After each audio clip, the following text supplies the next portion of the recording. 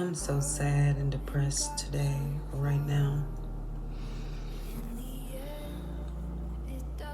You want to know why? Because I'm alone. I have nobody. I don't have no friends, no family, not a soul. I moved on with my life. I have a job. I have my own place. But I'm still alone. I don't have no loved one, no significant other. Just me and the Most High. But I found out that it's lonely at the top. It definitely is lonely at the top. It's a catch-22. It's a double-edged sword. It's like, okay, you can have all of this, but you're going to be by yourself. Basically, pretty much. It's like, damn, the closer I get to God, it's like the lonelier I become. The lonelier you're going to become getting closer to God, the lonelier you're going to be. But, I'm in a better place than I've ever been, physically, emotionally, financially, in a better place. But it's a harsh reality kick in. Sometimes it's like, I really can't mess with nobody because everybody has failed me. Every single last person that I know, friends, family, everybody I've ever met, 9 times out of 10 has used me, abused me, attacked me some kind of way on some level, and other than the closest people to me, people that's associates, they don't count.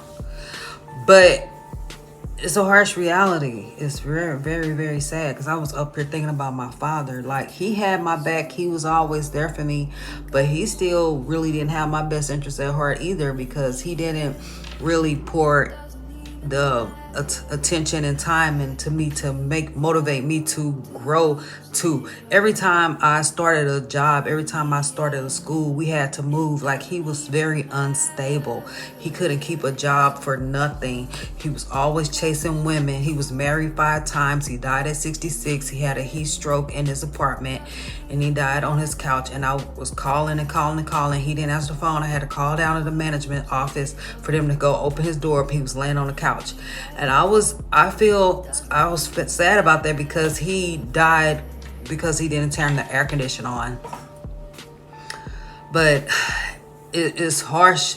I said at his funeral, the one thing he did teach me is that believe in something higher than yourself. So he was not a perfect man, but he did believe in God. He believed in the Most High. And that's what I took from him. And I think that's the greatest gift that one person can give you, is a relationship with God, with the Most High, to believe in something bigger than yourself. So he had his many flaws. He was a very flawed person, and that's why I can look at a person, and if they have faith in God or believe in something, I know that they know they're human being, and they have some boundaries and some moral compass and some values, So I knew where his faith began and end, and where he stepped into, where his human being, his the spiritual line and the human being line.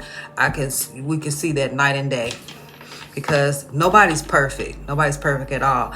But yeah, so it's harsh. So today I have nobody. I don't have my father. He was the only one that really was there for me, and he wasn't even 100. He wasn't even 100% right or whatever, but he was there. But I don't even have him no more, so it's like I don't have nobody. Like, I have my 4 daughters. I talk to them here and there, but I wasn't in their life as much as I wanted to be because of situations, circumstances. I lost my apartment due to some crazy, weird shenanigans. Like, people was like the story of Job. Like, I had everything taken away from me, like just random, just stupid stuff, just stuff that was out of my control. And nobody had my back. Nobody was there for me to help me. Like, my baby daddy was on drugs. Baby daddy's on drugs, not shit. Yes, that I was in love. We had kids and all of that. But yeah, so I had no support when shit hit the fan. I didn't have nobody there to help me in my time of need. So I had to let my kids go live with their grandmama. And so I can't get those years back. I can't go back in time, and it's a void missing, because when you go without being in somebody's life for so long, then it's like it's a void there, and it's like the relationship suffers because the connection is lost. Like the connection is really like it's messed up. It's like we can't, it's like you wasn't there for me. So it's like I don't even know like your favorite color possibly. Like I don't know what you like to eat. Like I'm not there with you. Like I don't know, because you don't even have that connection with me, not even want to talk to me for real because of the past. But fast forward to today, I have a job, I have my own place, and I have an 11-year-old daughter who does not live with me because I was in Georgia and these girls jumped me, attacked me, and I assaulted one of them. So I had to go let my 11-year-old daughter go live with, she was younger, she was 3 at the time. I let her go live with my aunt's half sister, and they made me sign over my legal rights to her. I had to terminate my rights to my daughter. So they said that if I didn't do that, then she could have went to the foster care system, and I didn't want her to go to foster care.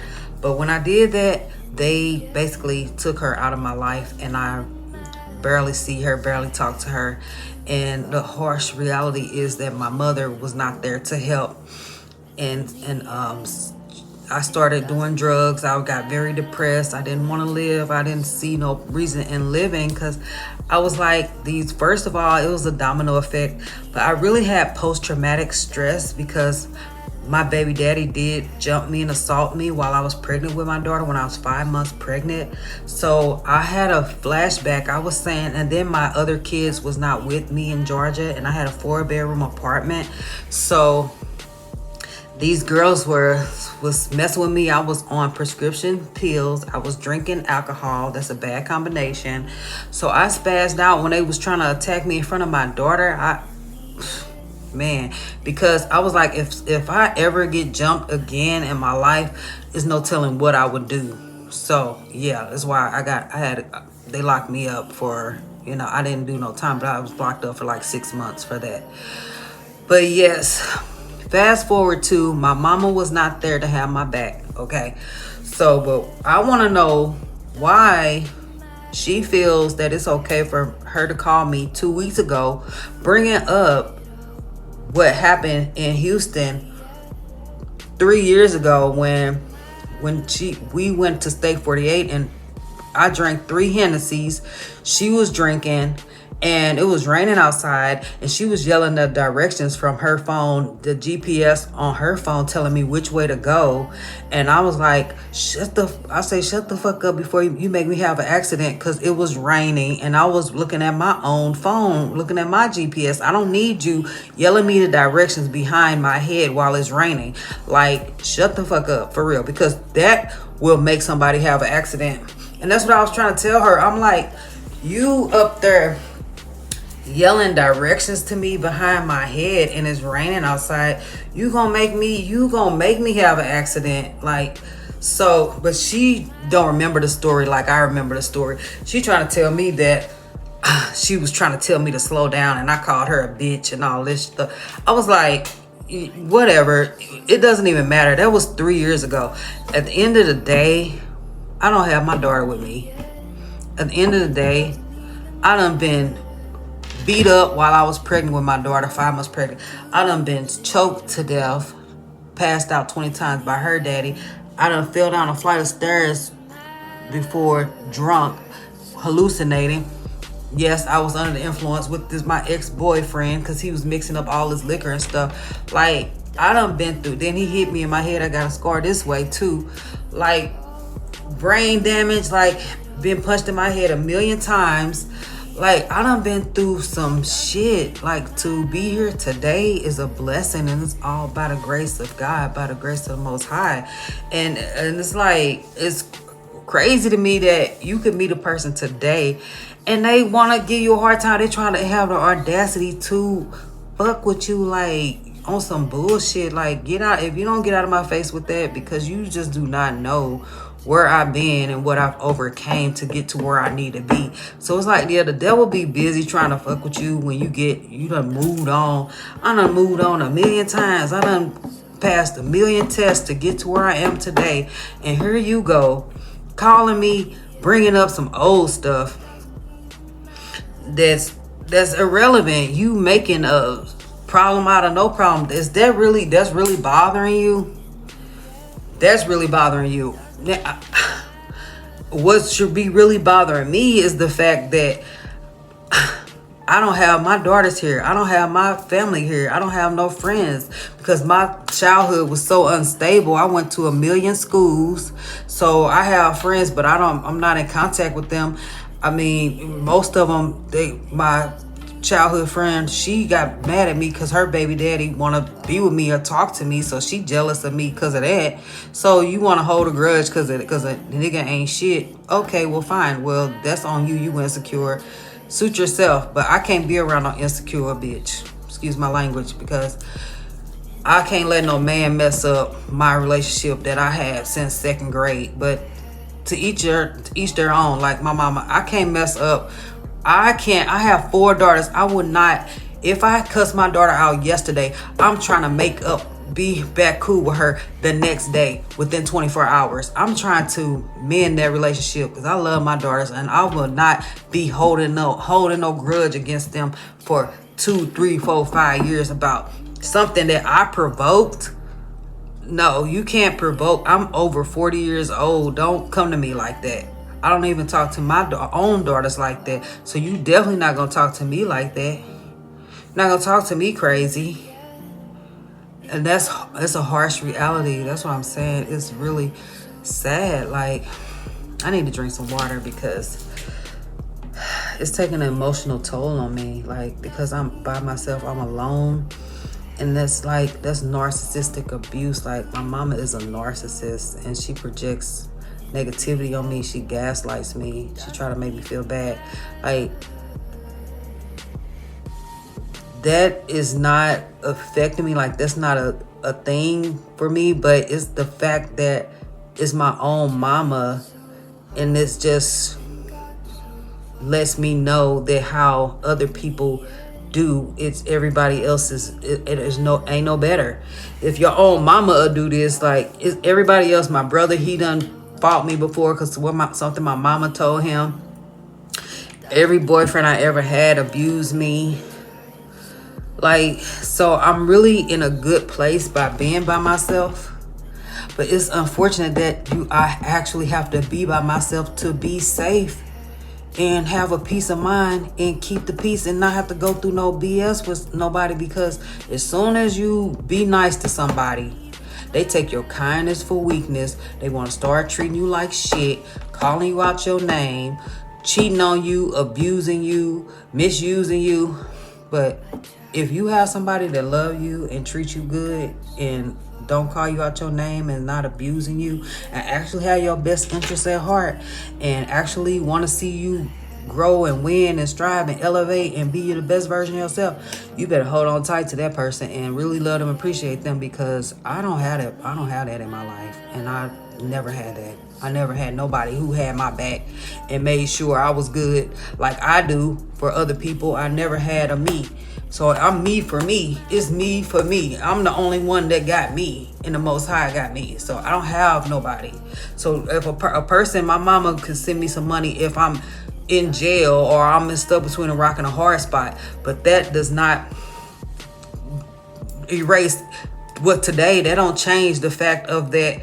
Don't call me trying to bring up no old shit, trying to argue with me, when I'm still here trying to move forward in life. Against, I should be dead or in jail, considering what I've been through and overcame. Yes, I may be alone, but I'm slowly building myself back up again. Have to furnish my apartment, trying to eat healthy, trying to work out, all of that, So I just feel like it's always something. It's really sad. It's a lonely, narrow road when you trying to do right and live your life right, and you're not drinking, I'm not drinking, I'm not smoking. But I see why people smoke, drink, do drugs. I see why they do all of that, because it's hard out here. It's a harsh reality, because it's bad when you've been through trauma and you've had bad experiences, and then you still dealing with people trying to fuck with you and still trying to give you a hard time every day in your life, or even calling you on the phone. You don't even live with me. I don't even live with you. And you calling me on some bullshit. Like, you can't even escape the bullshit. I'm in a whole nother state. I don't even live in the same state with my mama, and she calling me trying to start an argument about something that happened 2-3 years ago. Like, who has time for that? Like, get a life. Get a fucking life, for real. It's unfortunate. Like, you don't have that's your default mode is bullshit. My default mode is I would be quiet. Like, if I don't have nothing good to say, I don't say nothing. I won't say nothing at all, because I wouldn't be damned if I call somebody's phone talking about, yeah, you remember when you called me a bitch? I don't even think I called her no bitch. But even if I did, you provoked me. Did I slap you? Did I put my hands on you? People could say anything out their mouth when they mad and drunk. So words versus me not having my daughter in my life when you could have helped me, I think far outweighs some words on me calling you out your name.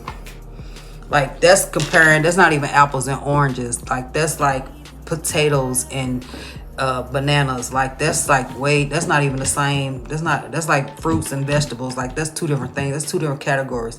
You can't even compare that. Like, that's like an earthquake versus a snowstorm. Like, the earthquake, the earth shattering, like a 8.0 is what rocked my world. Is that I didn't have nobody to have my back when I got into that fight with them girls, and my daughter had to go live with my aunt's sister, and they try to erase me out of her life to this day. And now, even when she gets to be 15, 16, 17, 18, it's not going to be the same as if I would have been in her life. So I can't get that time back. I can't go back in time. It'll never be the same. It'll never be how it could have been. But everything happens for a reason. Like Job in the Bible, everything happens for a reason. So I know that I love my daughter so much that I know the Most High took them out of my life because I love them. Put them before God. I put them, ahead of the Most High. And he had to show me, because I didn't know at the time. I just knew I loved my kids. I knew that the way my mama treated me, I wanted to have my own kids to show them the love that I didn't have. So, but yeah, so that is what it is. That's how that go. But it all gonna work out in the end. I pray the Most High, because my daughters are safe and they blessed despite it all, and I'm so thankful and blessed for them. They are my biggest blessing. I'm so thankful for them. So if I don't have no problems with my own kids, my own flesh and blood that came from me, you can't tell me nothing. You don't call my phone. That's like a ex-boyfriend calling your phone, an ex-girlfriend calling your phone, talking about some old shit. If you don't get off my phone, you don't get away from here with that bull, that toxic nonsense, that low vibrational, narcissistic gaslighting, projecting energy that's not productive on no levels. Like, what good does that serve? Like, it's really crazy to me that people have the audacity to come in your life to wreak havoc and add to your life, add bullshit to your life as if you haven't been through enough already. Guys I meet, people just lack the ability to even meet you where you are. You can't even meet me where I'm at, let alone go above and beyond. You beneath me, for real. You anytime you trying to bring me down, trying to use me, abuse me, or talk to me crazy, or flip the script, talk to me one day, then the next day you ghost me. Yeah, You're not keeping the same energy. Yeah, all of that narcissistic, toxic, projecting. I can't deal with that from another person, another soul ever again in my life, because I've been through too much. I've overcame too much to even let somebody play with me like that. So you would think that a person would come into your life and say, I know you've been through a whole lot. I know you've been through a lot of experiences, a lot of trauma, a lot of abuse and all of that. I don't want to bring no negativity in your life. I'm not bringing no drama in your life. I just want to love you and treat you right, treat you good, and be nice to you, be your friend, and do whatever I can to help you and not hurt you. Yeah, you would think that's what people would say, or their actions would show that, but yeah, people, they start off one way on one day, and then the next day they are totally, completely different person. And I can't take that risk. Yeah, because I've been hurt too much. So I just have to be alone and just be with the Most High. And it's just lonely at the top right now. And I felt like shit, and I felt like crying my lashes off, but I didn't cry because I didn't want to cry my lashes off. But I'm a warrior. I'm a soldier. I'm really, it's like, damn, I really have to be by myself. Like, I'm really one of them ones. Like, I'm independent. Like, I just had to get it out the mud, and I can't let nobody fuck with me. Like, I can't, because they just gonna fuck it up for me. Like, you're gonna wreak havoc in my life, and I've come too far on mentally, spiritually, emotionally, physically, to let you do that, to disturb my peace, to interrupt my peace of mind. It's precious to me, and I can't take that risk. I can't do that. Yeah, so I'm gonna end this video, and I need to go drink me some water because I'm thirsty and I'm tired. And I was crying and sad, but I'm glad I picked up my camera. And it is what it is. People gonna be evil and wicked. No matter if it's your mama, your daddy, your cousin, your sister, your brother, your daughter, your son. They don't give a fuck. It's fucked up. But they gonna learn one day. They gonna find out the hard way.